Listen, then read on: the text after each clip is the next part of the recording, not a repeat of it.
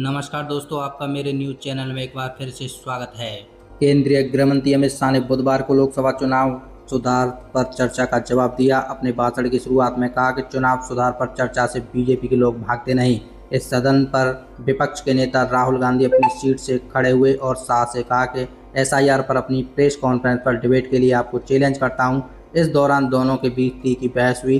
शाह ने 1.5 घंटे की स्पीच में चुनाव सुधार, ईवीएम, मुख्य चुनाव आयुक्त की नियुक्ति, नेहरू इंदिरा गांधी, पश्चिम बंगाल, बांग्लादेशियों की घुसपैठ और कांग्रेस की वोट चोरी का जिक्र किया।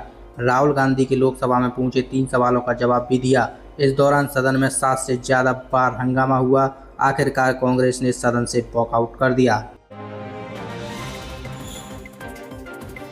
अमेरिका में एक बड़ा हादसा। ब्रिज क्राफ्ट 55 मॉडल के इस छोटे प्लेन में उड़ान के दौरान अचानक खराबी आ गई। दोनों इंजनों में पावर खत्म होने लगी तो 27 साल के पायलट ने प्लेन को मजबूरन हाईवे पर ही उतारने का फैसला किया।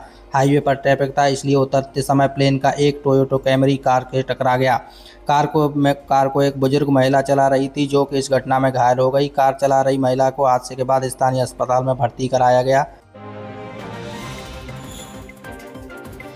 आईसीसी वनडे रैंकिंग में एक बार फिर यानी रोहित शर्मा और विराट कोहली का जलवा बरकरार। नंबर 1 पर पूर्व कप्तान रोहित शर्मा। साउथ अफ्रीका के खिलाफ शानदार लगातार 2 शतक और एक अर्धशतक लगाने वाले विराट कोहली नंबर 2 पर आ गए।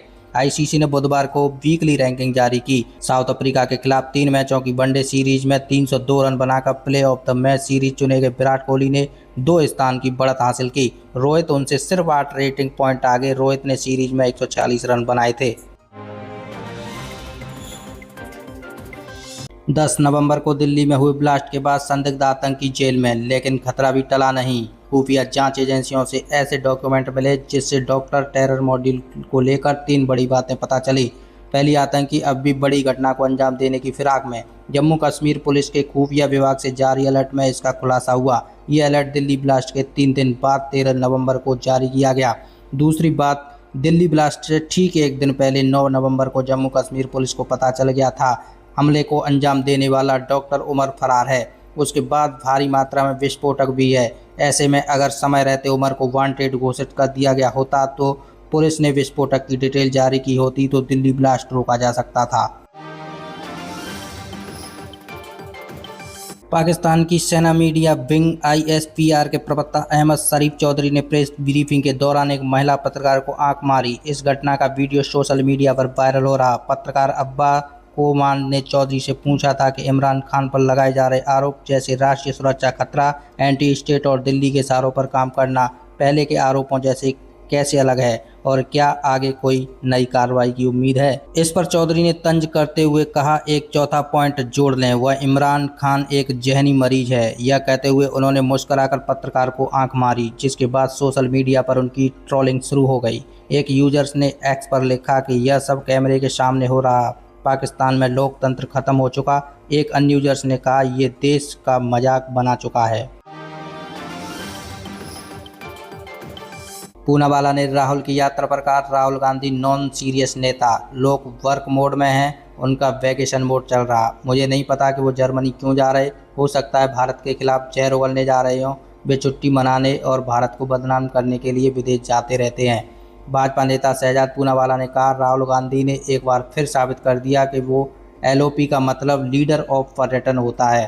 संसद सत्र 19 दिसंबर तक चलेगा, फिर भी राहुल 15 से 20 दिसंबर तक जर्मनी में रहेंगे।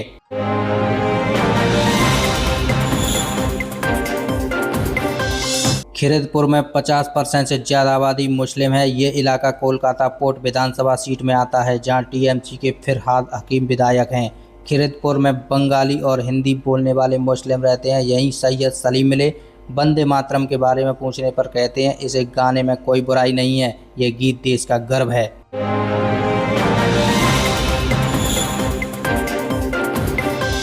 इंडिगो संकट पर दिल्ली हाईकोर्ट ने बुधवार को केंद्र सरकार को फटकार लगाई। अदालत ने पूछा कि जब एयरलाइन फेल हो गई तब सरकार ने क्या किया। फ्लाइट की टिकट की कीमतें 4-5 हज़ार रुपये से बढ़कर 30 हज़ार रुपये तक कैसे पहुंच गई। अन्य एयरलाइन से इसका फायदा कैसे उठाया। आपने क्या कार्रवाई की। आपने ही स्थिति को इस साल तक पहुँचने दिया। मुख्यमंत्री न्यायाधीश देवेंद्र कुमार उपाध्याय और जस्टिस तुषार राव गेदेला की डिवीजन बेंच जनहित याचिका PIL की सुनवाई कर रही।